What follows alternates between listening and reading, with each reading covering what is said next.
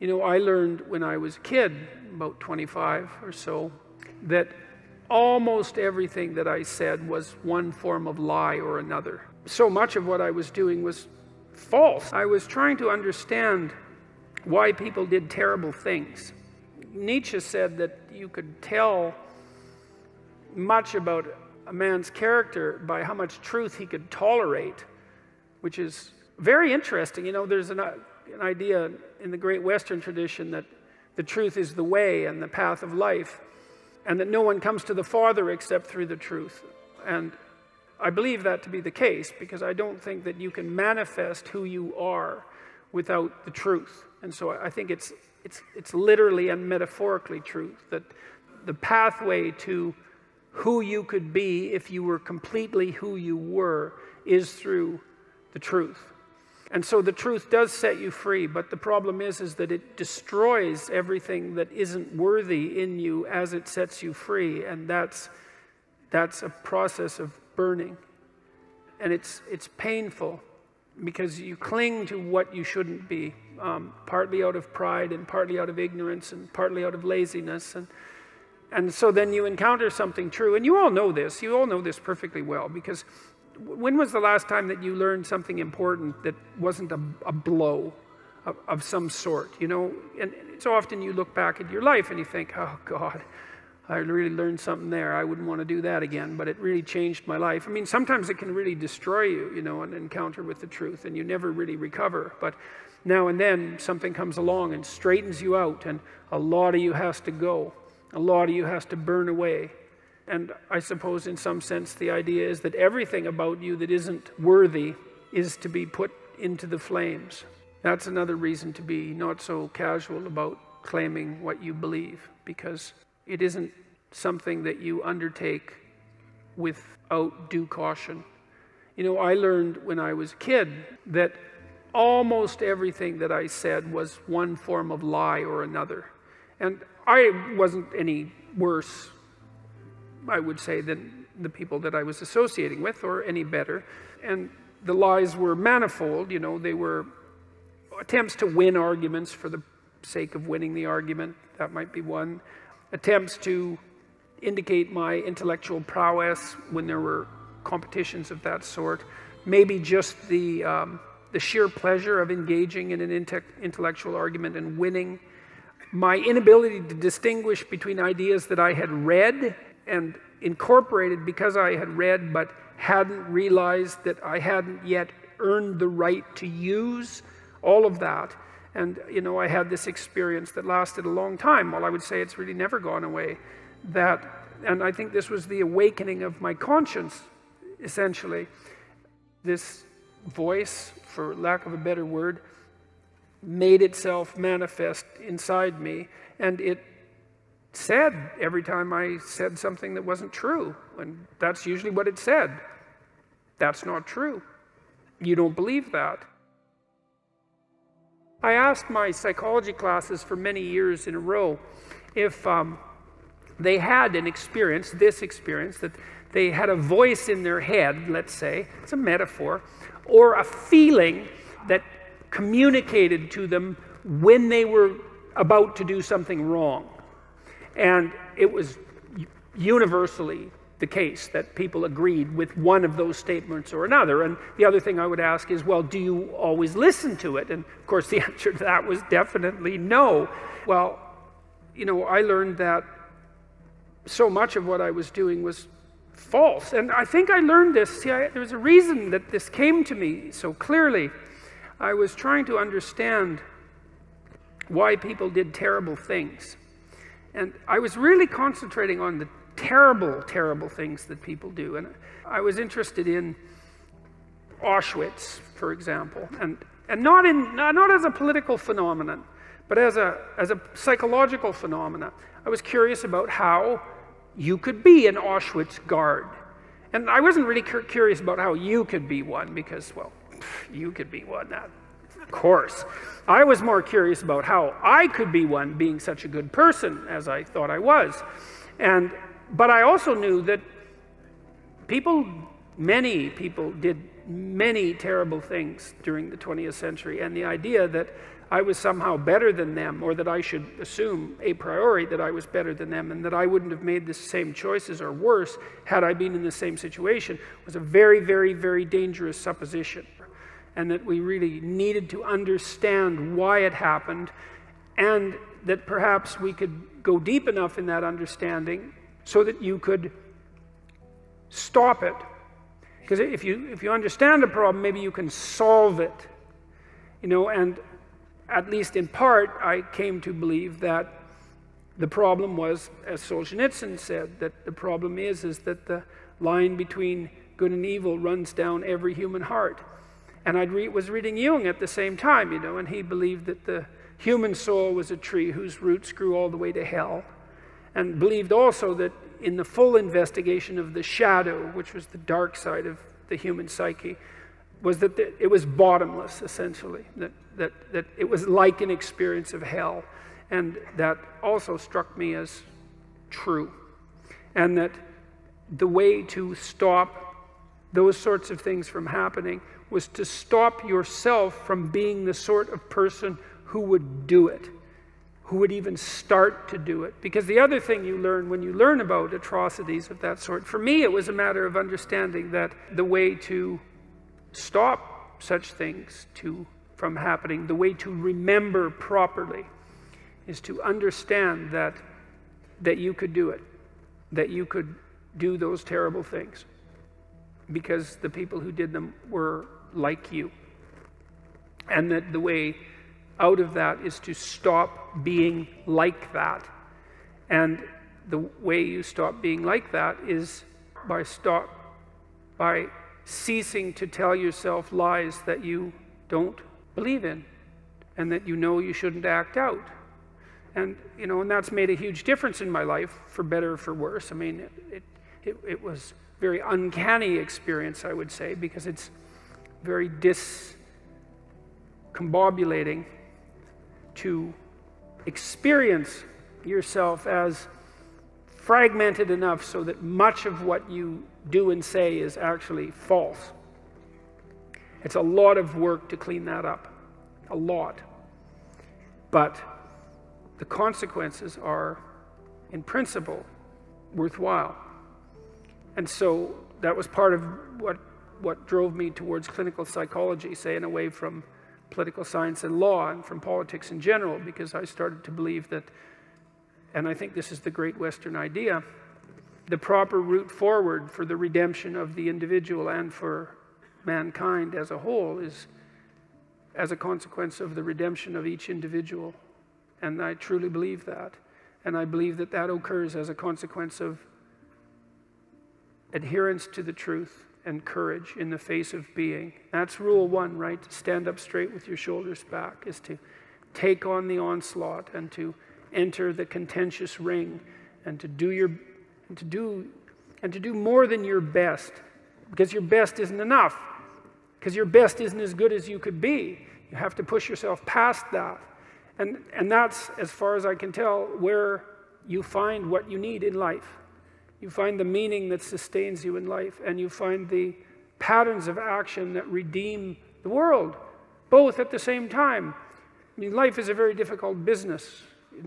It's fatal, and it's full of suffering, and it's full of betrayal and malevolence. There's nothing about it that's trivial. It's all profound. And in order to find your way through all of that capacity for hellish experience, let's say, you need to develop a relationship with something that's profound. And you have that capacity. And what could be more profound than the truth? And what would you rather have on your side? And you might say, well, that's obvious, and of course everyone should do that. And then you need to know why you don't. And the answer is, well, the burns are still healing. It's like, well, there's no shortage of dead wood to burn off. And there's no shortage of pain when the dead wood burns off. And that's what makes people afraid of the truth. And so, what's the decision that you make? You decide to believe. It's a risk. an existential risk. It's an act of faith. You believe that the truth can set you free. You believe that people have an intrinsic divinity about their soul. You decide that you're going to live in that manner and that you're going to let everything about yourself that isn't worthy of that goal die. And that might be almost everything that you are. And that's a terrible thing to contemplate. The only thing that's worse, I would say, is the alternative. Because the alternative is the sorts of hells that we managed to produce around us and that we produced with particular expertise during the totalitarian regimes of the 20th century. And it would be a good thing if we decided collectively and individually not to go back there again. Compare yourself to who you were yesterday, not to who someone else is today. Because you need to have a hierarchy of improvement. You need to be aiming for something. And that means you're going to be lesser than people who've already attained along that dimension. So say I see somebody in the room here, hypothetically, and I say, oh my gosh, I would love to, have that kind of a life. I'd love to make that kind of money, right? And I compare myself to them, right? I'm saying, oh my gosh, what if one day I can be that person? What if one day I can have that life, right? How do I go from there to actually wanting to live it and become a reality versus not allowing envy and resentment pin me against them? Kind of like, Cain wanted to be Abel, but he couldn't, so he goes and, kills Abel. How do you manage that? Well, the first thing I think you need to understand is that these people that you're comparing yourself to, you don't really know very well. And what that means is that you see their shiny outside, but you don't see the reality of their life. Maybe you're in California, see someone speeding down the road in a convertible Porsche, and you think, oh man, what a lucky bastard. And the truth of the matter is that he's thinking about wrapping his expensive sports car around the next cement pillar that he comes close to. You can't tell, and people have hard lives, and even people who are comparatively fortunate have hard lives. And so the ideal that you're observing that makes you jealous and resentful is in large part an illusion that's created by your own mind. I can give you just one example. I know a fair number of extremely wealthy people, and most of the people I happen to know are people who've made their money themselves. And I tell you, man, they have a burden of responsibility that would crush me, would crush the typical person. They're just working flat out, like 90 hours a week, and they have thousands of people depending on them. And they have their money, and they have their status, and that's not nothing. But don't be thinking that there isn't a price to be paid for that. They don't see their families, they're often divorced, they don't see their children grow up, and they don't have time off. You have to be careful of what you're jealous of, because you don't really know what it is. And then the other thing that's kind of useful is to understand that you're different from everyone else. And this is especially true as you get older. When you're 17 or 16 or something like that, comparing yourself to other people makes a certain amount of sense, because 16 and 17-year-olds, they're kind of the same, which is why when you go off to university, you can make friends so quickly. It's like, I'm just about 60. It takes me like 15 years to make a friend now,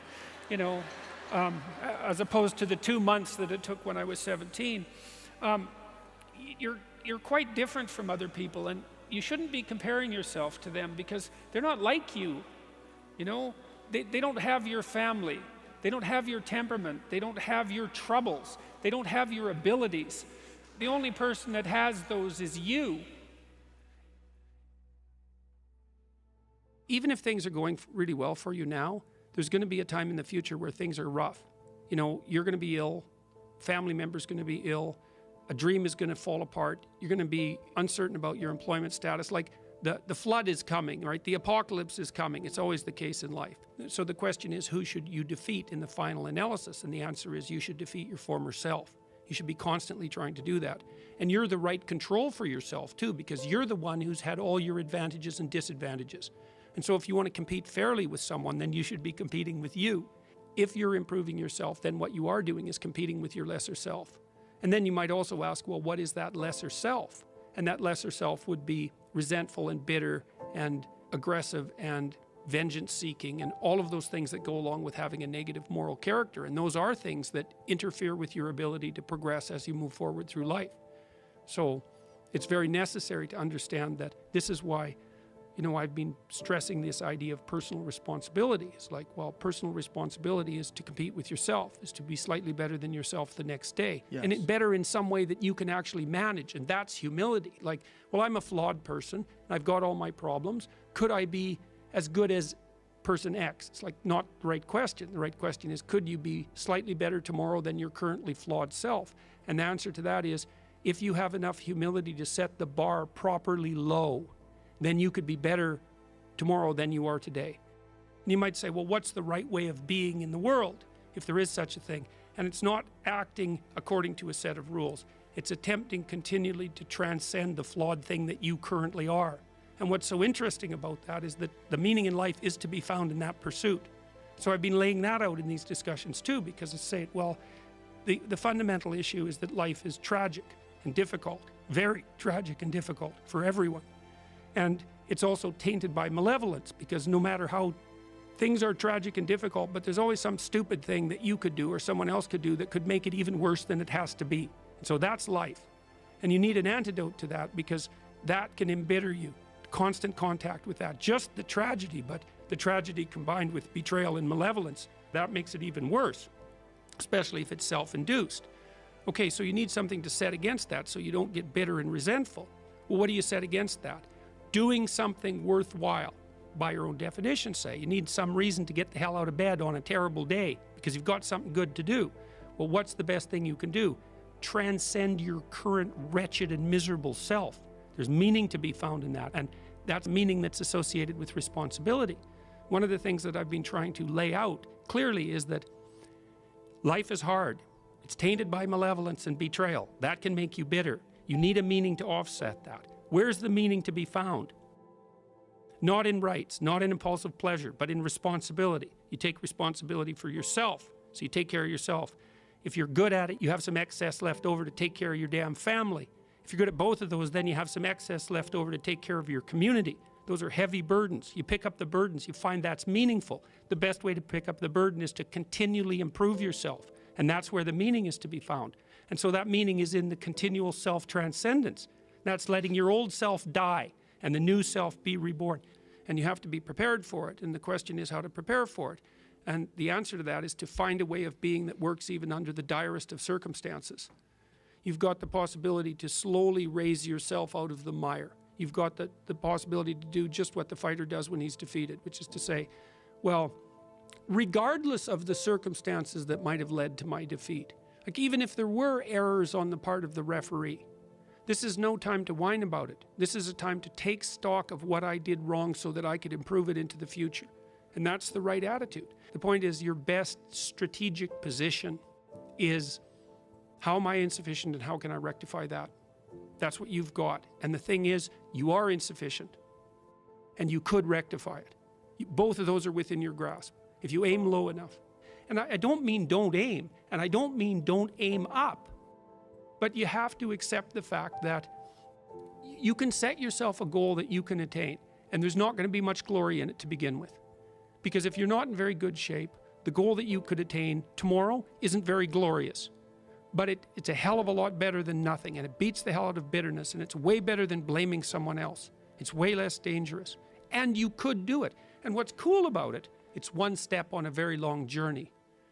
And it starts to compound on you. So a small step today puts you in a position to take a slightly bigger step the next day. And then that puts you in a position to take a slightly bigger step the next day. And you do that for 2 or 3 years, man, you're starting to stride. I don't know how many people have come and told me, it's so strange. They said, well, I started making my bed and that made all the difference. It's like, well, yeah, you decided to aim up, man. And the first concrete instantiation of that was that you made your bed. And you think, well, that's nothing heroic. It's like, no, but aiming up is heroic. That's something. And then lowering yourself to the point where you're not above the mess in your room. You know, you're not superordinate to that. You lower yourself so that you straighten up. You're grateful for what you have right in front of you, and you take care of it and you put it in order. It's like all of a sudden things start to get better. One of the reasons that audiences are responding to what I've been saying in my lectures and what I've been writing about is that I don't tell people that they're okay the way they are. No, I say, no, you could be way more than you are. And they're relieved about that, you see, because if you're in a dark and terrible place and someone says you're okay the way you are, then you don't know what to do about that. It's like, no, I'm not. I'm having a terrible time and I'm hopeless. You're okay the way you are. Well, then what? That's it? That's where I am? And what do you want to tell a young person? You're 17. You're okay the way you are. It's like, no, you're not. You got 60 years to be better. And you could be way better. You could be incomparably better across multiple dimensions. And in pursuing that better, that's where you'll find the meaning in your life. And that will give you the antidote to the suffering. This is the trick, though. You have to pick a path of discipline. What path of discipline you have to pick is a different issue. Because there could be a rule. The rule might not be follow this rule. The rule might be you have to follow some rules. So it's a meta rule. And the meta rule is you have to discipline yourself. And the issue is, well, how? That's not really the relevant question. You can pick a disciplinary path. That's why I often tell my clients, especially young people, they say, well, I don't know what to do. It's like, that's okay. Nobody does. Go do something. Do the best thing that you can think of. Put the best plan you have into practice. It's not going to be perfect, and it will change along the way. But it will change partly because you become disciplined pursuing the path. And as you become disciplined, you become wiser. And as you become wiser, you become able to formulate better and better plans. So you can start vaguely and confused and develop a plan that's not so great, and you start to implement it, and then you accrue incremental wisdom as you implement your flawed plan, and that enables you to fix the plan. And so that's part of that process of incremental self-improvement as well. I mean, imagine you only have $100,000 to go buy a house. And so you go look at this house, and it's like, Jesus, this house, man, it's like it needs a lot of work. It's like, well, that's all you've got. Well, are you going to pretend that the house is okay the way it is? Or are you going to look for where it's rotten and where the plumbing doesn't work and where the stove doesn't work? You have to go and look and see where everything needs to be fixed. And that is harsh, man. And then in order to do that properly, someone has to have taught you, it's look, you aren't your problems. You're most fundamentally that which, if it confronts its problems, can solve them. And that's the hero myth in a nutshell, by the way. The hero is the person who confronts horrible, chaotic potential and tames it and makes something of it, right? That's the fundamental human story. But the problem is that you have to face what you don't want to face in order to fix it. So you look at all the things about yourself that need to be burned off, that need to be dispensed with. And that, man, especially at the beginning, especially if you're screwed up, that might be like 95% of you. It's not pleasant. But if you know that you're the thing that can transcend your problems, most fundamentally, if you know you're the thing that, if it faces the problems, can transcend them, then you have the faith that would enable you to take stock of who you are. What could you do to improve yourself? Well, let's step one step backwards. The first question might be, why should you even bother improving yourself? And I think the answer to that is something like, so you don't suffer any more stupidly than you have to. And maybe so others don't have to either. It's something like that. You know, like there's a real injunction at the bottom of it. It's not some casual self-help doctrine. It's that if you don't organize yourself properly, you'll pay for it, and in a big way, and so will the people around you. Now, and you could say, well, I don't care about that, but that's actually not true. You actually do care about that, because if you're in pain, you will care about it. And so you do care about it, even if it's just that negative way, you know. It's very rare that you can find someone who's in excruciating pain who would ever say, well, it would be no better if I was out of this. It's sort of, pain is one of those things that brings the idea that it would be better if it didn't exist along with it. It's incontrovertible. So you get your act together so that there isn't any more stupid pain around you than necessary. Well, so then the question might be, well, how would you go about getting your act together? And the answer to that, and this is a phenomenological idea too, it's something like, look around for something that bothers you and see if you can fix it. You can do this in a room. It's quite fun to do it just when you're sitting in a room, like a room, maybe your bedroom. You can sit there and just sort of meditate on it and think, okay, if I wanted to spend 10 minutes making this room better, what would I have to do? And you have to ask yourself that, right? It's not a command, it's like a genuine question. And things will pop out in the room that you know, like there's a stack of papers over there that's kind of bugging you, and you know that maybe little order there would be a good thing, and you know, you haven't there's some rubbish behind your computer monitor that you haven't attended to for like 6 months, and the room would be slightly better if it was a little less dusty and the cables weren't all tangled up the same way. And like, if you allow yourself just to consider the expanse in which you exist at that moment, there'll be all sorts of things that'll pop out in it that you could just fix. And you know, I might say, well, if you were coming to see me for psychotherapy, the easiest thing for us to do first would just be to get you to organize your room. You think, well, is that psychotherapy? And the answer is, well, it depends on how you conceive the limits of your being. And I would say, start where you can start. You know, if something announces itself to you, which is a strange way of thinking about it, as in need of repair, that you could repair, then hey, fix it. You fix 100 things like that, your life will be a lot different. Now, I often tell people too, fix the things you repeat every day, because people tend to think of those as trivial, right? You get up, you brush your teeth, you have your breakfast, you know, you have your routines that you go through every day. Well, those probably constitute 50% of your life. And people think, well, they're mundane, I don't need to pay attention to them. It's like, no, that's exactly wrong. The things you do every day, those are the most important things you do. Hands down. All you have to do is do the arithmetic. You figure it out right away. So 100 adjustments to your broader domain of being, and there's a lot less rubbish around and a lot fewer traps for you to step into.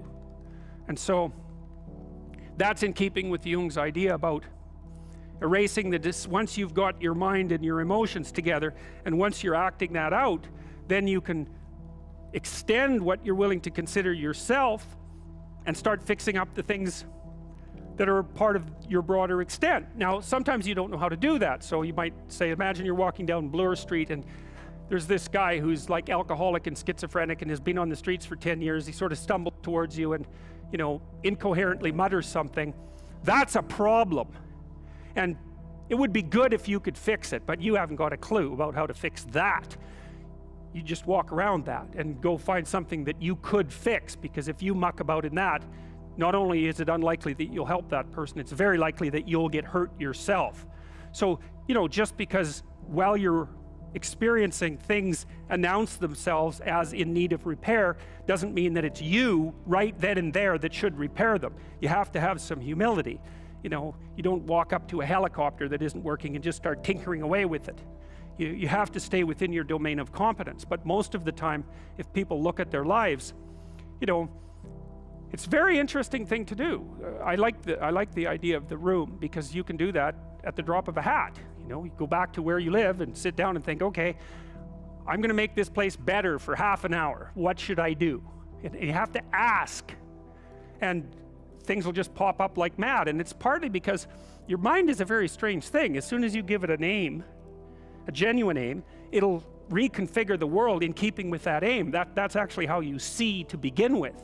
And so if you set it a task, especially, you have to be genuine about it, which is why you have to bring your thoughts and emotions together, and then you have to get them in your body so you're acting consistently. You have to be genuine about the aim, but once you aim, the world will reconfigure itself around that aim, which is very strange. And it's technically true. You know, the best example of that, you have all seen this video where you watch the basketballs being tossed back and forth between members of the white team versus the black team, and while you're doing that, a gorilla walks up into the middle of the video and you don't see it. It's like, you know, if you thought about that experiment for about 5 years, that would be about the right amount of time to spend thinking about it, because what it shows you is that you see what you aim at. And that, man, if you can get one thing through your head as a consequence of even being in university, that would be a good one. You see what you aim at. And so, because one inference you might draw from that is, be careful what you aim at, right? What you aim at determines the way the world manifests itself to you. And so if the world is manifesting itself in a very negative way, one thing to ask is, are you aiming at the right thing? Now, you know, I'm not trying to reduce everybody's problems to an improper aim. People get cut off at the knees for all sorts of reasons. You know, they get sick, they have accidents. There's a random element to being, that's for sure. And so you don't want to take anything, even that particular phrase, too far.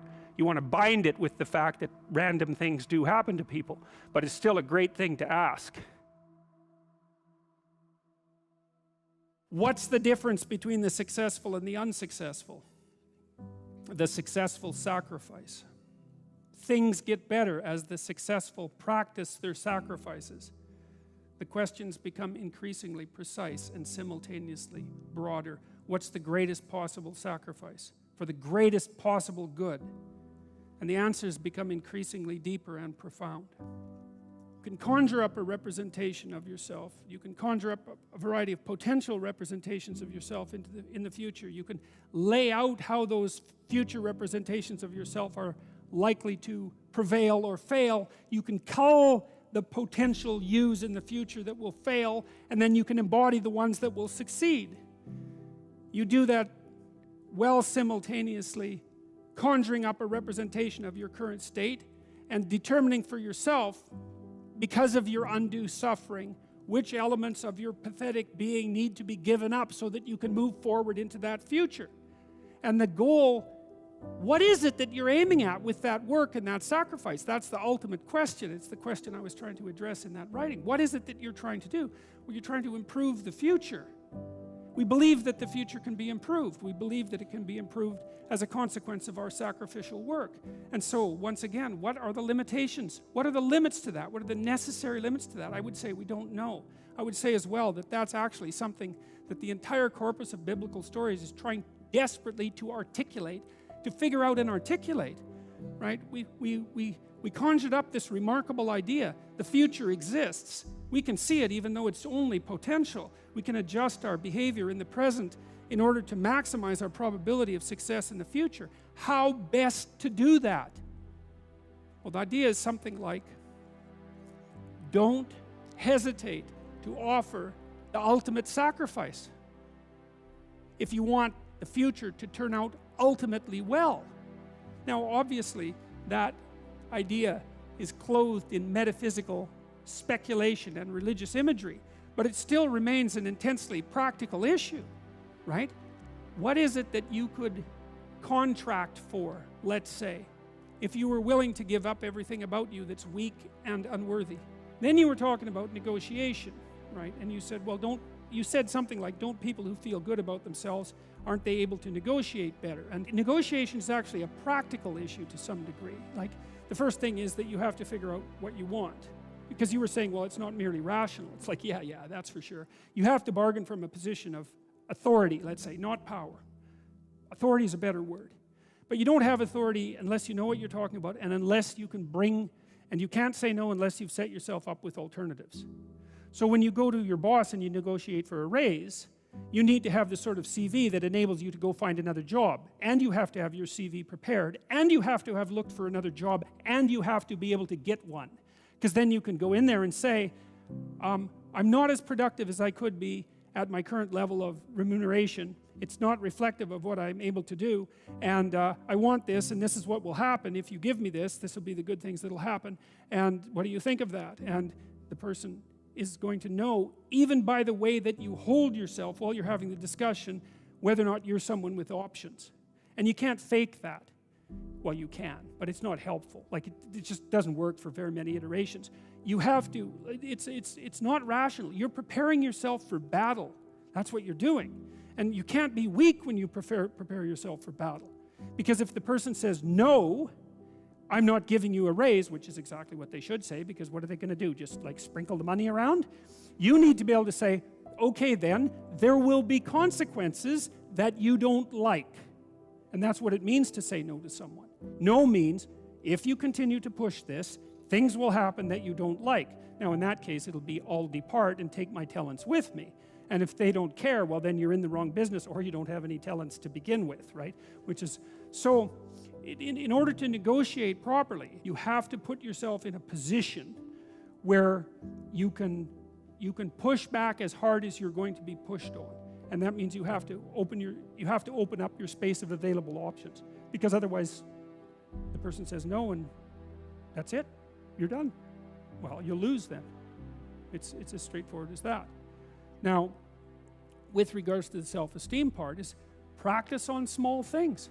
Because you build the skills, forget about the self-esteem. It isn't about being confident or feeling confident or any of that. It's about knowing bloody well how to negotiate. Start with small things, you know? So you'll notice that there are things in your relationships in particular that aren't the way you want them to be, and that you could see how could be improved. It's like, figure out how they can be improved, negotiate with your partner, make the incremental improvement. Keep doing that. You'll get better and better at it. And then you'll be able to go out and have a harder negotiation in the world. So, you know, people have told me many times that when they listen to me talk, they're hearing things that they already knew but didn't know how to say. It's something like that. And this is one of those things that I think is exactly like that. I mean, I think it's at the very core of our moral knowledge, which is our behavioral knowledge and our perceptual knowledge. I mean, let's get this straight. Moral knowledge is no trivial matter. It's knowledge about how it is that you orient yourself in the world. There's no more profoundly necessary form of knowledge. Well, it's predicated on something that's exactly like this. We know that we have to make sacrifices. We know that we have to aim at what's good. So then why isn't that we don't aim at what's best and make the sacrifices that are necessary in order to bring that into play? I think it seems to me that in some sense that's self-evident. The question is why we don't do it, but there's answers to that too already in the material that we've covered. Life is hard, and it hurts people. It's rife with limitation, and some of it's arbitrary, and it's no wonder, and some of it's unjust, and some of it's worse, some of it's malevolent, which is even worse, and something I haven't talked about at all in this lecture. It's not surprising that that combination of vicissitude can turn people against being. But I think even when that happens, and even when people have the kind of history that if they revealed to you, you would say, well, it's no wonder you turned out that way. The people who turn out that way still know that it's wrong. They still know that however deep their own suffering, however arbitrary their own suffering, however much that's caused by the malevolence of others, as well as the tragedy of existence, that does not in any way justify their turning away from the good. And I believe everyone knows that. Sit on your bed one day and ask yourself, what remarkably stupid things am I doing on a regular basis to absolutely screw up my life? And if you actually ask that question, but you have to want to know the answer, right? Because that's actually what asking the question means. It doesn't mean just mouthing the words. It means you have to decide that you want to know. There's no better pathway to self-realization and the ennoblement of being than to posit the highest good that you can conceive of and commit yourself to it. Do you really have anything better to do? And if you don't, well, why would you do anything else? If you orient yourself properly and then pay attention to what you do every day, that works. I actually think that that's in accordance with what we have come to understand about human perception, because what happens is that the world shifts itself around your aim. Because you're a creature that has an aim. You look at a point and you move towards it. It's built right into you. And so you have an aim. Well, let's say your aim is the highest possible aim. Well then, so that sets up the world around you. It organizes all of your perceptions. It organizes what you see and you don't see. It organizes your emotions and your motivations. So you organize yourself around that aim, and then what happens is the day manifests itself as a set of challenges and problems, and if you solve them properly, then you stay on the pathway towards that aim, and you can concentrate on the day, and so that way you get to have your cake and eat it too, because you can point into the distance, the far distance, and you can live in the day. If everything that you're doing every day is related to the highest possible aim that you can conceptualize, well, that's the very definition of the meaning that would sustain you in your life. People's lives aren't what they would like them to be. And so then you ask, why? Well, forget about tragedy and catastrophe, because that's self-evident, and we're not going to discuss that. Although the degree to which you bring about your own tragedy is always indeterminate. But I would never say that every terrible thing that is visited on a person is something they deserved. I think that that's a very dangerous presupposition, especially because everyone gets sick and everyone dies. But one of the main reasons that people don't get what they want is because they don't actually figure out what it is. And the probability that you're going to get what would be good for you, let's say, which would even be better than what you want, right? Because you might be wrong about what you want easily. But maybe you could get what would really be good for you. Well, why don't you? Well, because you don't try. You can't have everything. You can have what would be good for you, but you have to figure out what it is, and then you have to aim at it. You know, you may formulate an idea about what would be good for you, and then you take 10 steps towards that, and you find out that your formulation was a bit off, and so you have to reformulate your goal. You know, so you're kind of going like this as you move towards the goal. But a huge part of the reason that people fail is because they don't ever set up the criteria for success. And so, since success is a very narrow line and very unlikely, the probability that you're going to stumble on it randomly is 0. And so there's a proposition here, and the proposition is, if you actually want something, you can have it. Now the question then would be, well, what do you mean by actually want? And the answer is that you reorient your life in every possible way to make the probability that that will occur as certain as possible. You don't get everything, but maybe you can have what you need. And maybe all you have to do to get it is ask. But asking isn't a whim or today's wish. It's like you have to be deadly serious about it. You have to think, okay, like I'm taking stock of myself. And if I was going to live properly in the world and I was going to set myself up such that being would justify itself in my estimation, and I don't mean as a harsh judge, exactly what is it that I would aim at? What do you say to those viewers that don't pursue their dreams and are locked in their careers because they are too afraid to take risks and pursue something meaningful? Well, the first thing I would say is, well, you should be afraid of taking risks and pursuing something meaningful. But you should be more afraid of staying where you are if it's making you miserable. It's like the first thing you want to do is dispense with the idea that you get to have any permanent security outside of your ability to contend and adapt. It's the same issue with children. It's like you're paying a price by sitting there being miserable. And you might say, well, the devil I know is better than the one I don't. It's like, don't be so sure of that. The clock is ticking. Yeah, And if you're miserable in your job now and you change nothing, in 5 years you'll be much more miserable and you'll be a lot older. If you need to change your job too, let's say you have a family and children and a mortgage, you have responsibilities. You've already picked up those responsibilities. You don't just get to walk away scot-free and say, well, I don't like my job, I quit. That's no strategy. But what you might have to do is you think, well, this job is killing my soul. All right, so what do I have to do about that? Well, I have to look for another job. Well, no one wants to hire me. It's like, okay, maybe you need to educate yourself more. Maybe you need to update your curriculum vitae, your resume. Maybe you need to overcome your fear of being interviewed. Maybe you need to sharpen your social skills. Like, you have to think about these things strategically. If you're going to switch careers, you have to do it like an intelligent, responsible person. The first thing that you want to do is figure out, imagine you were taking care of yourself, like you were someone you cared for, which is rule number 2, by the way, essentially. Then you should figure out, well, if you could have what you needed and wanted, what would it be? What sort of friends would you have? What would your family relationships look like? How would you conduct yourself with your children? How would you educate yourself? You need to think through how it is that your life could be properly arranged if you had that ability. And then you can aim at that. A lot of you are going to find yourself embedded in bureaucracies. And and there's that for better or for worse. And one of the things that is going to happen to you is that people are going to ask you to do stupid and ridiculous things.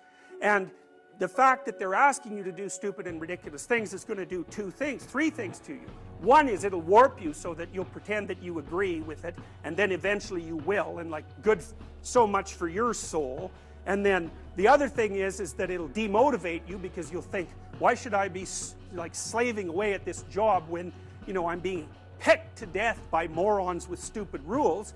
The third thing that it'll do is make you resentful and irritated, and that will also undermine your motivation and make your life miserable. And so you might think, well, what should you do about that? And the answer to that is, you should object at the earliest possible point, because first of all, you'll find that if you object to radical stupidity when it first emerges, you kind of make people aware of the fact that what they're doing is radically stupid, and they'll usually back off. And so then they won't torture you to death. So you know, you have to take a risk, which is, oh no, what happens if I complain about this? But, you know, it's another one of those situations where you're damned if you do and you're damned if you don't. So if you complain, that'll cause some trouble. Although usually it causes way less trouble than you'd think, because people are generally not very courageous, and if you push them with some strength when they're doing something absolutely moronic, they'll usually back off because they don't know what to do when they're being challenged. And then you won't have to put up with it for the rest of your life. Do not do things you know to be stupid. Stand up and say, look, that's dumb, I'm not doing it. And if they ask you why, then you can say, well, A, I think it's stupid. B, if I do it, I'm going to get irritated and resentful. And also, if I do it, it's going to decrease my motivation. So I'm not doing it. And then if they push you too hard, it's like, hey, it's time for a different job.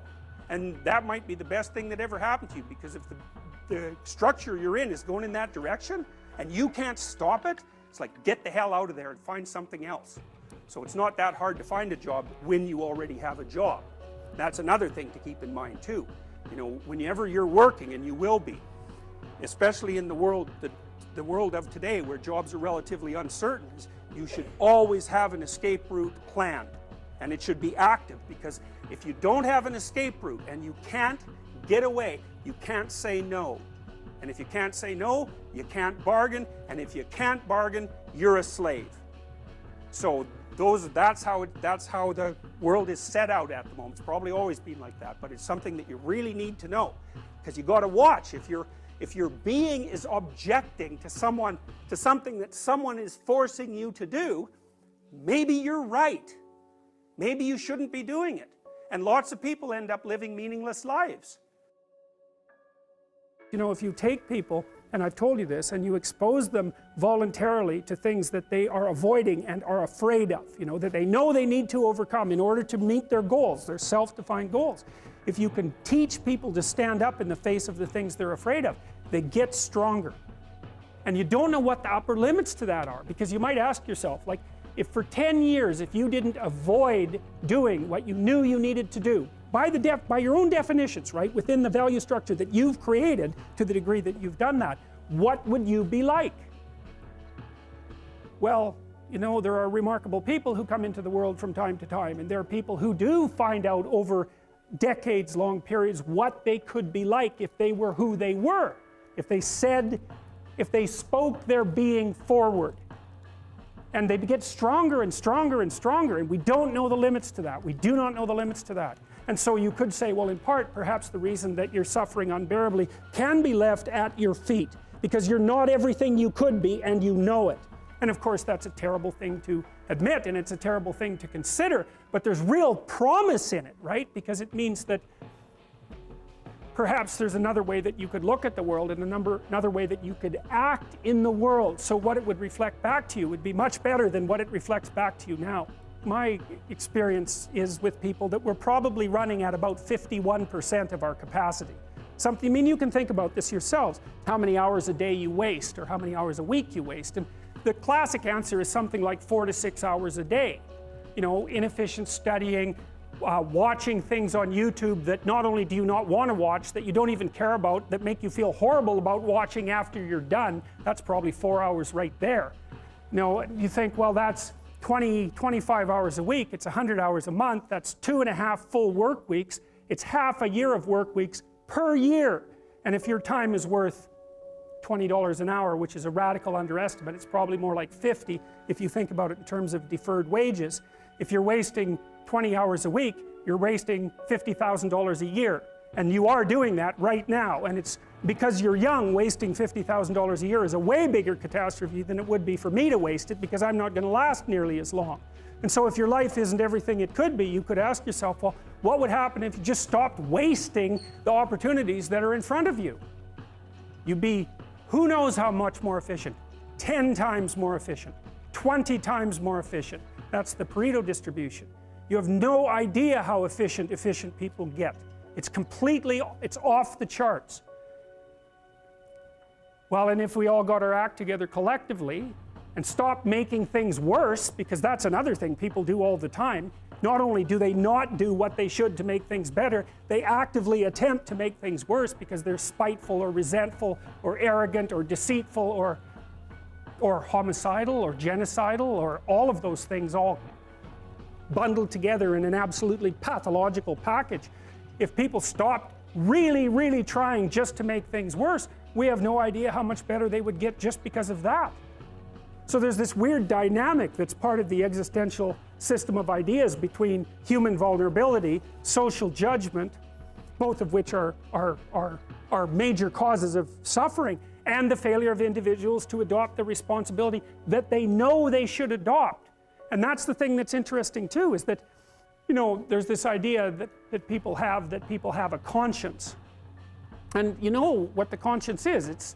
It's this feeling or voice you have in your head just before you do something that you know is stupid, telling you that probably you shouldn't do that stupid thing. You don't have to listen to it, strangely enough, but you go ahead and do it anyways, and then of course exactly what the conscience told you was going to happen inevitably happens, so that you feel even stupider about it than you would if it happened by accident, because you know, I knew this was going to happen, I got a warning it was going to happen, and I went and did it anyways. And the funny thing too is that conscience operates within people, and we really don't understand what the hell that is. So you might say, well, what would happen if you abided by your conscience for 5 years or for 10 years? What sort of position might you be in? What sort of family might you have? What sort of relationship might you be able to forge? And you can be bloody sure that a relationship that's forged on the basis of who you actually are is going to be a lot stronger and more welcome than one that's forged on the basis of who you aren't. Now, of course, that means that the person you're with has to deal with the full force of you in all your ability and your catastrophe, and that's a very, very difficult thing to negotiate. But if you do negotiate it, well, at least you have something, you have somewhere solid to stand, and you have somewhere to live, you have a real life. And it's a great basis upon which to bring children into the world, for example, because you can have an actual relationship with them instead of torturing them half to death, which is what happens in a tremendously large minority of cases. When you're 25, you can be an idiot. It's no problem. Even when you're out in a job search, it's like, well, you don't have any experience and you're kind of clueless. It's, yeah, you're young, you know, it's no problem. That's what young people are like, but they're full of potential. Okay, well, now you're the same person at 30. It's like people aren't so thrilled about you at that point. It's like, what the hell have you been doing for the last 10 years? Well, I'm just as clueless as I was when I was 22. It's, yeah, but you're not 22. Life is suffering. Right, indisputable. What do you do about that? You voluntarily accept it and then strive to overcome the suffering that's a consequence of that. And you do that for you, and you do that in a way that makes it better for other people. And then that works. And one question might be, well, how well does it work? And the answer is, the only way that you can find out is by trying it. That's it. That's the existential element of it. The proof is to be derived by the incarnation of the attitude in your own life. No one can tell you how it will work for you. It's the thing that your destiny is to discover that. And you have to make the decisions to begin with. It's like, because you can't do this without commitment. You have to commit to it first. That's the act of faith that Kierkegaard was so insistent upon. You have to say, I'm going to act as if being is good. I'm going to act as if truth is the pathway to enlightenment. I'm going to act as if I should pursue the deepest meaning possible in my life. And there's reasons to do none of those. They're real reasons. So it's really a decision. But you can't find out what the consequence of the decision is unless you make the decision. I think the same thing happens when you get married, by the way. Is that if you think you might leave, you're not married. And then you think, well, the marriage didn't succeed. It's like, well, maybe you were never married. Because the rule is, you don't get to leave. And there's a reason for that rule. Now, I'm not saying that there aren't situations where there should be exceptions made for that. That's not the point. The point is that there's some games you don't get to play unless you're all in. And the other thing that's so interesting about being alive is that you're all in. No matter what you do, you're all in. This is going to kill you. I think you might as well play the most magnificent game you can while you're waiting, because do you have anything better to do? Really? Why not pick the best thing possible that you could do? Why not do that? Maybe you could justify your wretched existence to yourself that way. I think you could. That's what it looks like. You know, people find such meaning in the responsibilities they adopt, it stops making them ask questions about what life is for. If you have a newborn child, for example, like unless you're really in a bad way, psychotically depressed, or maybe your personality really needs some retooling, you stop thinking about anything but ensuring that that baby is doing well. And if someone comes along and asks you an existential question about your commitment to that, the right response is, why are you asking me such stupid questions when this is manifesting itself right in front of your eyes? Like, how blind can you be? That isn't a time for questions about the meaning of life. The answer is right in front of you. And if you can't see it, it's not because life has no meaning, it's because you're blind. It's blindness. And it's the same thing with regards to the path of the hero. It's like it glistens in front of you and you can criticize it. It's like, fine, put the cart before the horse and see how far you get. So I thought, to bring full closure to the class, I was trying to solve this terrible puzzle that confronted me and many other people about how it was that human beings got themselves in such a tangle about what they believed. Such a tangle that we were pointing the ultimate weapons of destruction at one another, which, by the way, we are still doing. And I thought, okay, well, I understand that. We need our belief systems. They orient us. And that means there will be conflict between belief systems, and that can be a catastrophe. And that's being played out everywhere, again, in very many ways. What's the solution to that? Well, one possibility is there's no solution. It's just mayhem all the way around. Could be the case. But it seemed to me, as I delved into it, that the proper solution to that was to live properly as an individual, because you're more powerful than you think. Way more powerful than you think. I mean, God only knows what you are in the final analysis. You're blind to your own weaknesses, but you're also blind to your own strengths. And so then I think, well, if you got your act together, it'd be better for you, and instantly it would be better for your family, assuming they wanted you to get your act together, and not everyone does, and then it would be better for the community. It's like, how far could you take that? If you stopped wasting time, and if you stopped lying, and if you oriented yourself to the highest possible good that you could conceive of, and you committed to that, how much good could you do? Well, I would say, why don't you find out? So that's what I think you should do. You should find out. You don't have anything better to do. And there's nothing in it, as far as I've been able to tell, there's nothing in it but good. So maybe you could sort yourself out so that you wanted nothing but the good.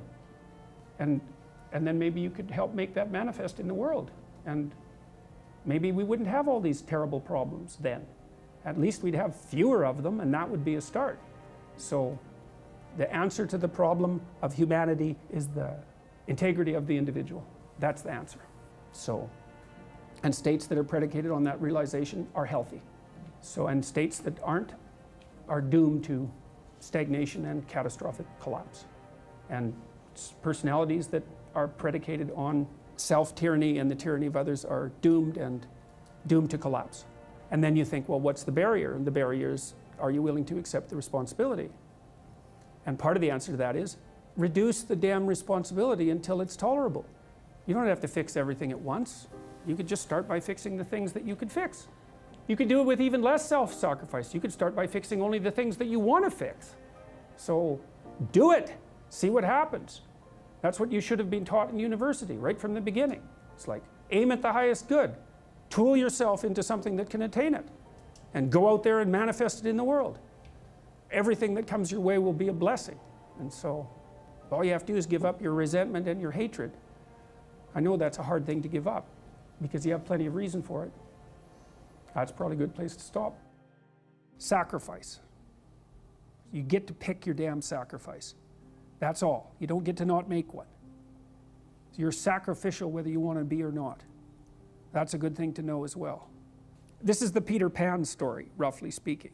Peter Pan is this magical boy. Pan is the god of everything, roughly speaking, right? And so it's not an accident that he has the name Pan. And he's the boy that won't grow up. And he's magical. Well, that's because children are magical. They can be anything. They're nothing but potential. And Peter Pan doesn't want to give that up. Why? Well, he's got some adults around him, but the main adult is Captain Hook. Well, who the hell wants to grow up to be Captain Hook? First of all, you've got a hook. Second, you're a tyrant. And third, you're chased by the dragon of chaos with a clock in its stomach, right? The crocodile. It's already got a piece of you. Well, that's what happens when you get older. Time has already got a piece of you. And eventually, it's got a taste for you. And eventually, it's going to eat you. And so Hook is so traumatized by that he can't help but be a tyrant. And then Peter Pan looks at traumatized Hook and says, well, no, I'm not sacrificing my childhood for that. So that's fine, except he ends up king of the Lost Boys. In Neverland, well, Neverland doesn't exist, and who the hell wants to be king of the Lost Boys? And he also sacrifices the possibility that he'll have a real relationship with a woman, because that's Wendy, right? And she's kind of conservative, middle class, London-dwelling girl. She wants to grow up and have kids and have a life. She accepts her mortality, she accepts her maturity. Peter Pan has to content himself with Tinkerbell. She doesn't even exist. She's like the fairy of porn. She doesn't exist. She's the substitute for the real thing. And so, but the dichotomy that you're talking about is very tricky, because there's a sacrificial element in maturation, right? You have to sacrifice the pluripotentiality of childhood for the actuality of a frame. And the question is, well, why would you do that? Well, one reason is it happens to you whether you do it or not. You can either choose your damn limitation, or you can let it take you unaware when you're 30, or even worse, when you're 40. And then that is not a happy day. And I see people like this, and I think it's more and more common in our culture, because people can put off maturity without suffering an immediate penalty. But all that happens is the penalty accrues, and then when it finally hits, it just wallops you. Because when you're 25, you can be an idiot. It's no problem. Even when you're out in a job search, it's like, well, you don't have any experience and you're kind of clueless. It's, yeah, you're young, it's no problem. That's what young people are like, but they're full of potential. Okay, well, now you're the same person at 30. It's like people aren't so thrilled about you at that point. It's like, what the hell have you been doing for the last 10 years? Well, I'm just as clueless as I was when I was 22. It's, yeah, but you're not 22. You're an old infant, right? And that's an ugly thing, an old infant. So part of the reason you choose your damn sacrifice, because the sacrifice is inevitable, but at least you get to choose it. And then there's something that's even more complex than that in some sense, is that the problem with being a child is that all you are is potential, and it's really low resolution. You could be anything, but you're not anything. So then you go and you adopt an apprenticeship, roughly speaking, and then you become something. And when you're something, that makes the world open up to you again. If you're a really good plumber, well, then you have some employees, you run a business, you train some other people, you enlarge their lives, you're kind of a pillar of the community, you have your family. Once you pass through that narrow training period, which narrows you and constricts you and develops you at the same time, then you can come out the other end with a bunch of new possibility at hand. And Jung talked about that. He thought that part of the proper path of development in the last half of life was to rediscover the child that you left behind as you were apprenticing. And so then you get to be something and regain that potential at the same time. Very, very smart. Well, he was very, very smart, so that's very wise thing to know. So, sacrifice. The Greeks had the maxim, know thyself. How do we come to know ourselves in terms of our personalities and, more importantly, potential? Well, one of the first ways to come to know yourself is to understand that you don't. You can learn to kind of watch yourself like you're watching a stranger, but you have to adopt a position. It's a position of radical humility, I would say. Humility in two senses. So one sense would be the humility of recognizing your ignorance. So you have to understand that you don't know who you are. That's not easy to understand, because you think you know, but then you remember you can't control yourself very well. You're not very disciplined. You're full of flaws. Maybe you don't know yourself as well as you think, but it's hard to get low enough to understand how deeply it is the case that you are ignorant about who you are. Now there's an upside to that too, which also is that you're also ignorant about who you could be. And so the discovery of that, is some reward for the horror of determining who you actually are. And then I would say, well, then you watch yourself and you attend to your conscience and you watch yourself like you're watching a stranger. You watch what you say and you listen. You think, well, what sort of person would say that? And how am I reacting emotionally when I'm communicating in that manner? Is that making me feel stronger or weaker? Is it filling me with shame? Is it helping my confidence? Am I laying out a lie? Am I deceiving myself and other people? Am I adopting this personality at parties that is designed to impress and to amuse, and it comes across as nothing but like self-centered narcissism? What are my dark fantasies? What are my aggressive fantasies? What is it that I'm willing to do? What am I interested in so that I'll spontaneously pursue it? What do I procrastinate about and why? What am I unwilling to do? What do I think is good? What do I congratulate myself for accomplishing? And what do I berate myself for failing to confront and to implement? Those are all incredibly complicated questions, and you don't know the answers to them. So that's a start. And then in terms of potential, well, you'll discover a little bit more about your potential as you discover who you are, especially the darker parts of yourself, because then you discover your potential for mayhem. There's some real utility in that.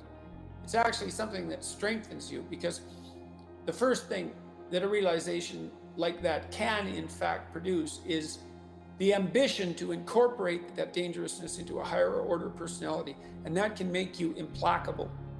That can make you someone who can say no when you need to say no. That can make you someone who won't avoid necessary conflict. And so that's unbelievably useful. And so that's one of the potentials that you might discover. You sort of have to detach yourself from your thoughts and what you say.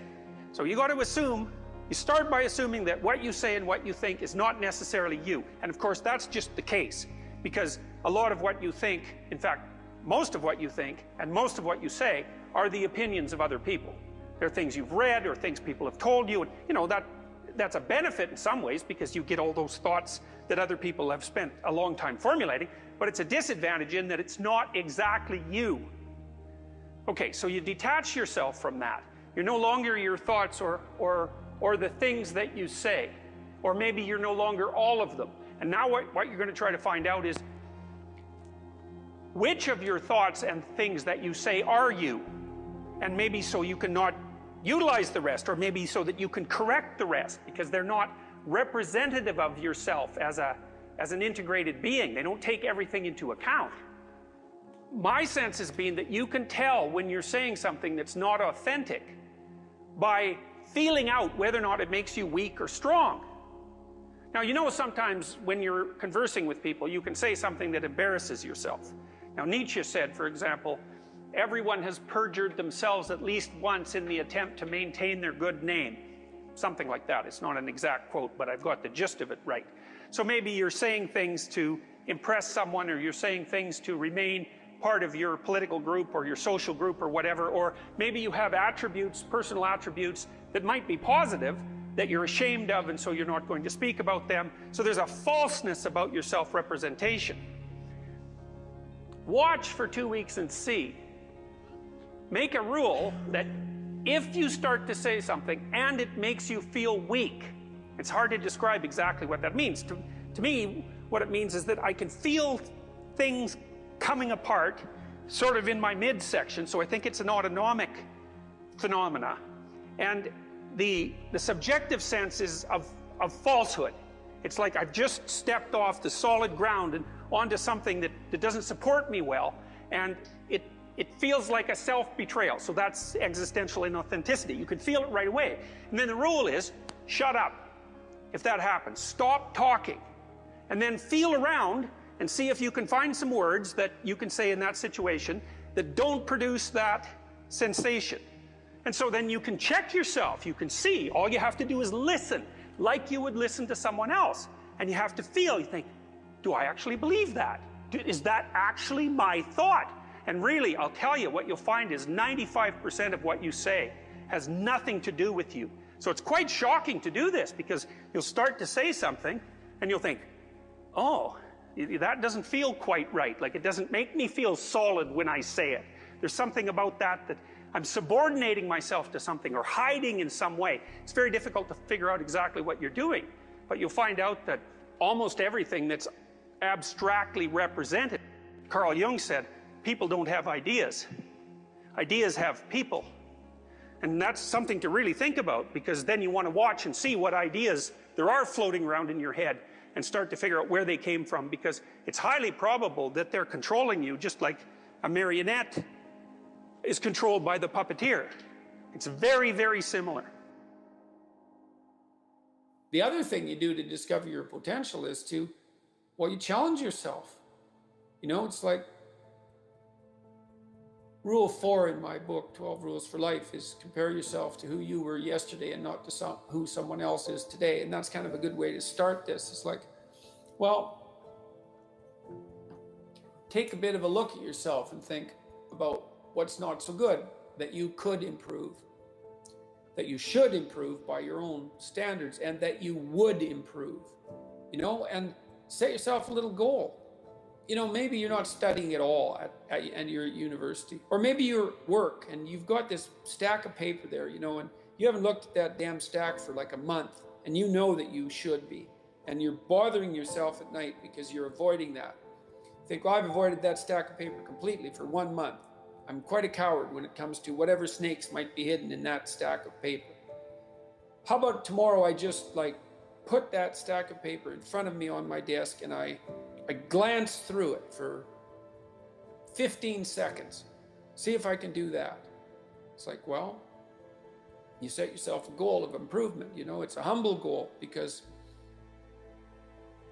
really, are you such a coward that the best that you can bloody well manage after a month of avoidance is 15 seconds of exposure to a stack of paper? You know, it could easily be. You've been avoiding it. So you're obviously afraid of it. And so the situation could be that dismal and dire. And you might think, well, geez, it's no balm to my ego. It's not fostering the strength of my ego to recognize in myself someone who could only withstand 15 seconds of exposure to that thing I'm afraid of. And so that's a form of humility too. It's like, there's things you could do to improve, and you know what they are.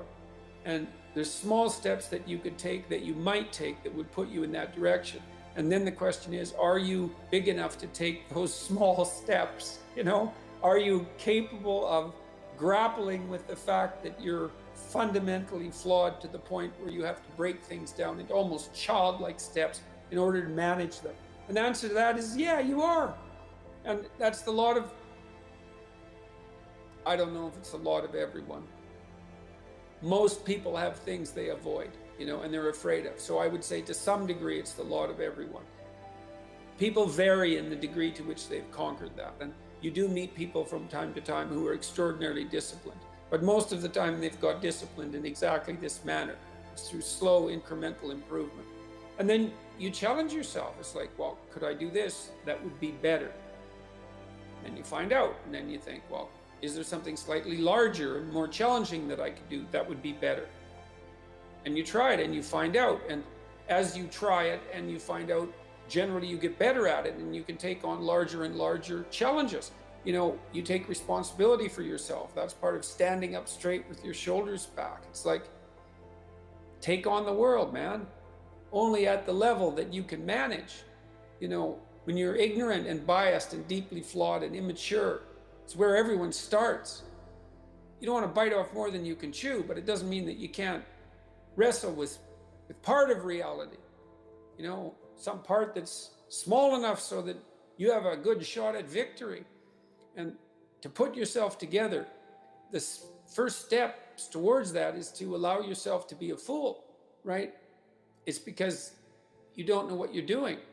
You have to admit that. And there's going to be a loss of ego or destruction of ego, arrogant ego that necessarily accompanies that. But you need the loss of that arrogant ego, because it's precisely what's interfering with your movement forward. You know, it's part of the adversarial process. mythologically speaking, that stops moral progress. You're too proud of who you think you are to notice what you're like so that you could change properly. You don't want to sacrifice that part of yourself. It's probably associated with some delusion that helps you maintain a positive, although very fragile self-image, in the absence of genuine effort. It's not to be recommended. You know yourself by watching and paying attention. It's watching like you're a snake, because a snake watches like cold-bloodedly with no emotional reaction, just to see what's there. It doesn't allow, symbolically speaking, doesn't allow what is wanted or desired to interfere with what is observed. So you watch yourself like that, as if you don't know who you are. Well, that's the beginning. And then you challenge yourself continually to see how far past yesterday you can push today and tomorrow, and to continually experiment with expanding the domains not only of your competence but of your ability to increase that competence. And the upper limit to that is proportional to the moral effort that you put into it. The more that's guided by the highest of all possible visions, right? The alliance with the highest of all possible conceivable good. The more it's accompanied by truth in speech and action, the more you will develop your potential. You also, I suppose, have to be willing to undertake that as an adventure, because it's a hell of a thing to bear that kind of responsibility. It takes a person out of the ordinary. It takes them out of themselves. There's an alienation and an isolation that goes along with that, and a great sorrow, all of that together. But there's deep meaning to be had in it, and there isn't anything better that you can do. You should be a monster. Because everyone says, well, you should be harmless, virtuous. You shouldn't do anyone any harm. You should sheath your competitive instinct. You shouldn't try to win. You don't want to be too aggressive. You don't want to be too assertive. You want to take a back seat and all of that. It's like, no. Wrong. You should be a monster, an absolute monster, and then you should learn how to control it. Do you know the expression, it's better to be a warrior in a garden than a gardener in a war? Right, exactly. That's exactly it. Yeah. And that's exactly right. And so when I tell young men that, they think, well, lots of them are competitive. They're low in agreeableness, because that's part of being competitive temperamentally. It's like, is there something wrong with being competitive? There's nothing wrong with it. There's something wrong with cheating. There's something wrong with being a tyrant. There's something wrong with winning unfairly. All of those things are bad. But you don't want people to win? What's the difference between trying to win and striving? Well, if you're harmless, you're not virtuous. You're just harmless. You're like a rabbit. A rabbit isn't virtuous. It's just can't do anything except get eaten. It's not virtuous. If you're a monster and you don't act monstrously, then you're virtuous. The hero has to be a monster, but a controlled monster. You have to be a bit of a monster so that you can say no. Part of how you regulate your interactions with other people is to negotiate. And you cannot negotiate unless you can say no. You can't do it. And it causes conflict to say no, and if you don't like conflict, which is basically the definition of being agreeable, then you can't tolerate the conflict, and so then you can't negotiate on your own behalf, and so then you keep losing, and you're bullied, and it's not good. Then you get resentful, and it's really not good. So you have to develop your inner monster a little bit, and then that makes you a better person, not a worse person. It's weird, but that's just how it is. Don't sacrifice who you could be for who you are, which means if you have to choose to transform in a positive direction or maintain your current position, then it's better to transform in a positive direction. Who are you? You're the thing that transforms who you are. But on top of that, you're the thing that transforms who you are. You are the thing that is, and you're the thing that becomes. And you should put the thing that becomes at a higher place than the thing that is. That means you also have to allow yourself to shake off those things about you that you might be pathologically attached to, habits and people, for that matter, ways of thinking, all of those things. You have to allow yourself to shake those off, and that's more like a burning. Every time you try to learn something, you're going to make a mistake, because what do you know? So you're going to make mistakes. And if the rule is every time you make a mistake, you're going to go jump off the bridge, then that's not a useful problem-solving strategy. And so when you make a mistake, you don't get to beat yourself to death with a club. You've got a problem. Something has objected to you. Then the question is, well, what does that mean? Well, maybe you're not looking at the world right. Maybe your goals are wrong. Maybe you're not acting properly. Hey, so I figured something out that I thought I'd tell you about. This took me like 30 years to figure out, and I figured it out on this tour. So there's this old idea, you know, that you have to rescue your father from the belly of the whale, right? From some monster that's deep in the abyss. You see that in Pinocchio, for example, but it's a very common idea. And I figured out why that is, I think. So imagine that we already know from a clinical perspective that, you know, if you set out a path towards a goal, which you want to do because you need a goal and you need a path, because that provides you with positive emotion, right? So you set up something as valuable, so that implies a hierarchy. You set up something as valuable. You decide that you're going to do that instead of other things, so that's kind of a sacrifice, because you're sacrificing everything else to pursue that. And then you experience a fair bit of positive emotion and meaning as you watch yourself move towards the goal. And so the implication of that is that the better the goal, the more full and rich your experience is going to be when you pursue it. So that's one of the reasons that's one of the reasons for developing a vision and for fleshing yourself out philosophically, because you want to aim at the highest goal that you can manage. Okay, so you do that, and then what you'll find is that as you move towards the goal, there are certain things that you have to accomplish that frighten you. You know, maybe you have to learn to be a better speaker, a better writer, a better thinker, or you have to be better to people around you, or you have to learn some new skills and you're afraid of that, whatever, because it's going to stretch you if you pursue a goal, and so that'll put you up against challenges. Okay, so all the clinical data indicates, well, the opposite of safe spaces, as Jonathan Haidt has been pointing out, that what you want to do when you identify something that someone is avoiding that they need to do because they're afraid, you have them voluntarily confront it. And so you break it down. What you try to do if you're a behavior therapist is you break down the thing they're avoiding into smaller and smaller pieces until you find a piece that's small enough so they'll do it. And it doesn't really matter as long as they start it, you know, then they can put the next piece on and the next piece. And what happens is they don't get less afraid exactly, they get braver. They get it's like there's more of them. And here's why. So imagine you do something new, and that's informative, right? There's information in the action, and then you can incorporate that information and turn it into a skill and turn it into a transformation of your perceptions. So there's more to you because you've tried something new. So that's one thing. But the second thing is, and there's good biological evidence for this now, that if you put yourself in a new situation, then new genes code for new proteins and build new neural structures and new nervous system structures. Same thing happens to some degree when you work out, right? Because your muscles are responding to the load, but your nervous system does that too. So you imagine that there's a lot of potential you locked in your genetic code. And then if you put yourself in a new situation, then the stress, that's the situational stress that's produced by that particular situation, unlocks those genes and then builds new parts of you.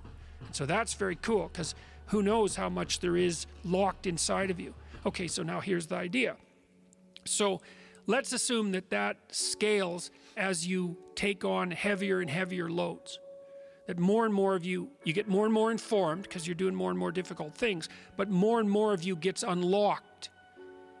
And so then what that would imply is that if you got to the point where you could look at the darkest things, so that would be the abyss, right? That would be the deepest abyss. If you could look at the harshest things, like the most brutal parts of the suffering of the world and the malevolence of people and society, if you could look at that straight and directly, that would turn you on maximally.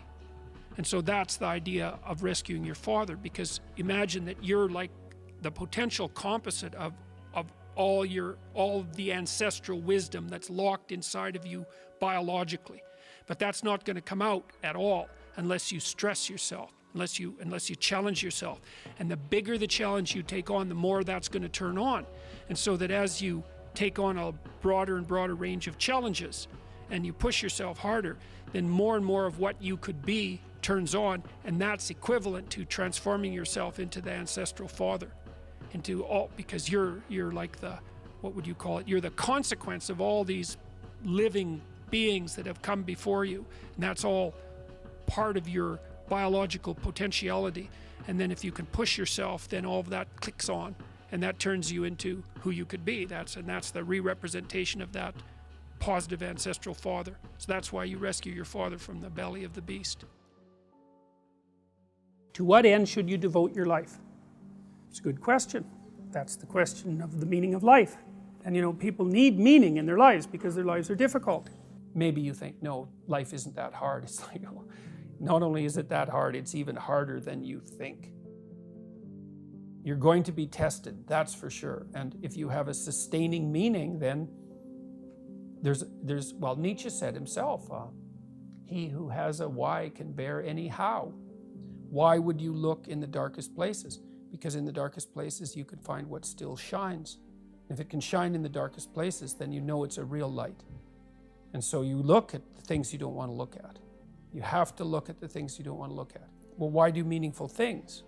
Well, first of all, what is meaning?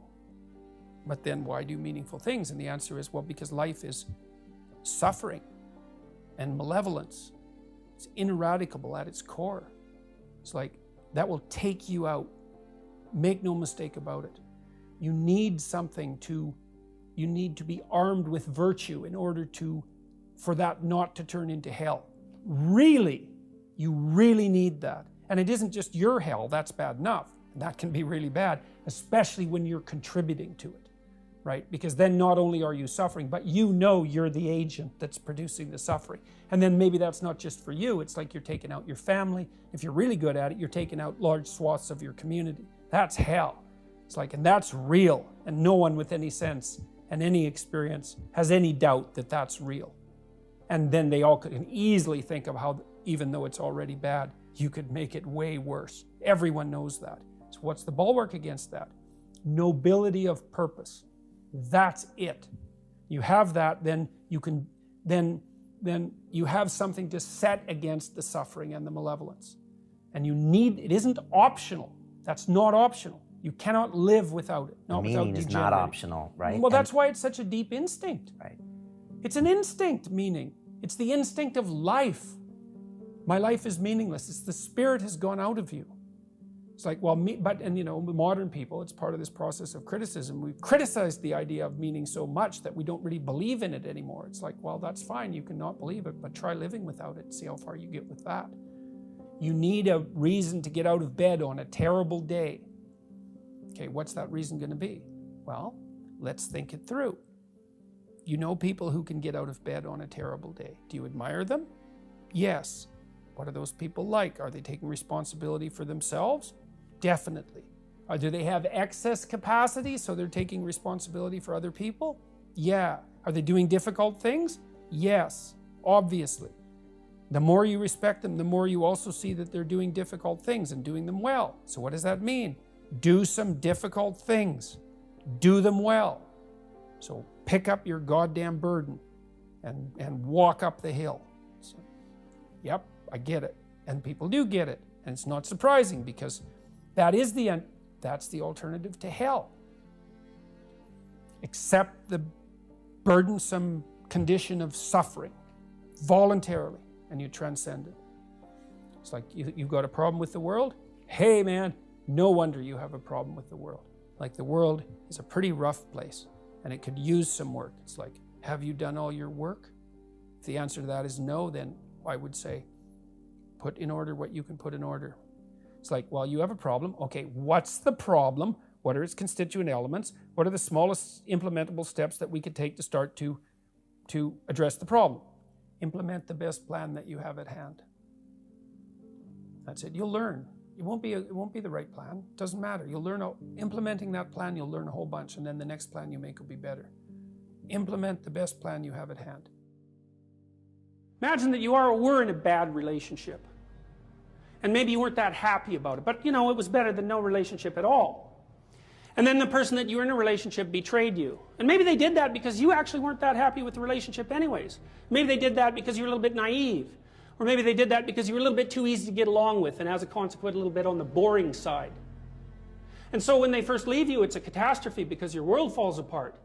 But when your world falls apart, you're somewhere new. And it's possible to learn something new in that place. So you might learn, for example, that you should be a little sharper the next time that you go out with someone. Or you should be a little bit more careful about picking up on clues that your partner's bored with you. Or that maybe you should stop associating with lying psychopaths and your life would be a lot more positive. And stop thinking that you have the capacity to redeem somebody that is not after redemption in the least. And what that means now and then is that when you fall into the belly of a whale and you're swallowed up by something that lurks underneath, that you can come out the other side transformed. And that's actually how people learn. Every time you learn something, you learn because something you did didn't work. And that exposes you to the part of the world that you don't understand. Every time you're exposed to a part of the world that you don't understand, you have the possibility of rebuilding the structures that you use to interpret the world. That's often why it's more important to notice that you're wrong than it is to prove that you're right. One of the things that you're supposed to learn in university is precisely that. It might be useful to listen to people that annoy you on the off chance that they know something that, if they tell you, you can use instead of dying. Talking to people who agree with what you say is like walking around in a desert. You already know everything that they say. The reason you're associating with them in that situation is so that they never say anything that challenges you, because you're afraid that if you go outside of what you understand, that you won't be able to tolerate the chaos. But it isn't the case. People have an unbelievable capacity to face and overcome things they don't understand. And not only that, that's essentially what gives life its meaning. The Buddhists say life is suffering. And you think, well, if that's the case, why bother with it? And people do ask that question, and they ask it in ways that result in their own destruction, and worse, in the destruction of others. So, for example, people who become particularly cruel, particularly in a genocidal manner, are more than willing to dispense with as many human beings as they can possibly train their sights on, because they're so disgusted by the nature of human limitation that they'd rather eradicate it. And lots of people become suicidal because they can't bear the conditions of their own existence. And suffering is real, and it's inescapable. So the question is, what do you do about it? You notice in your own life, and you can do this by watching your own life. Now, I often ask my clients to do this. Say, look, watch your life for a week and pretend you don't know who you are, because you don't know who you are at all. What you understand most about yourself are the arbitrary presuppositions that you use to hem yourself in. And you act as if those presuppositions are true, so that the revelation of the full nature of your character won't terrify you. People hide in their own boxes, and it's not surprising, but it's not a good idea, because life is too hard to hide in a box. You can't manage it if you do that. If you watch yourself for a week, you'll see certain things. You'll see some of the time that you're resentful and annoyed. And those are times when you're either taking advantage of yourself or you're thinking improperly. Some of the time you'll be bored, in which case you're either undisciplined or you're probably pursuing something you don't want to pursue. And some of the time you'll actually be engaged in life. And the times that you're engaged in life, you won't notice that you're there. Right? The distinction between subject and object disappears when you're engaged in something that you find meaningful. The purpose of life, as far as I can tell from studying mythology and from studying psychology for decades, is to find a mode of being that's so meaningful that the fact that life is suffering is no longer relevant. Or maybe that it's even acceptable. And I would say as well that people know when they're doing that. You know when you're doing that in part because you're no longer resentful. You think, geez, I could do this forever. Right? There's a timelessness that's associated with that state of being. From a mythological perspective, that's equivalent to brief habitation of the kingdom of God. That's the place where you are that's so meaningful that it enables you to bear the harsh preconditions of life without becoming resentful, bitter, or cruel. And there's nothing that you can pursue in your life that will be half as useful as that. Don't remain in stasis. You get old way, way faster than you think. Time ticks away, man. Get at it. Get out there in the world. Have your adventure. Get the hell out there. Do something. Fail. Fail while you're trying. Then you'll learn why you failed. Then you won't have to fail again. It's like aim at something and progress towards it. And, be willing to change your aim, because what the hell do you know? But aim at something, and then at least you're oriented. And you have to aim at something that you believe would be worth trying. So, yeah, get at it, man. Don't waste time.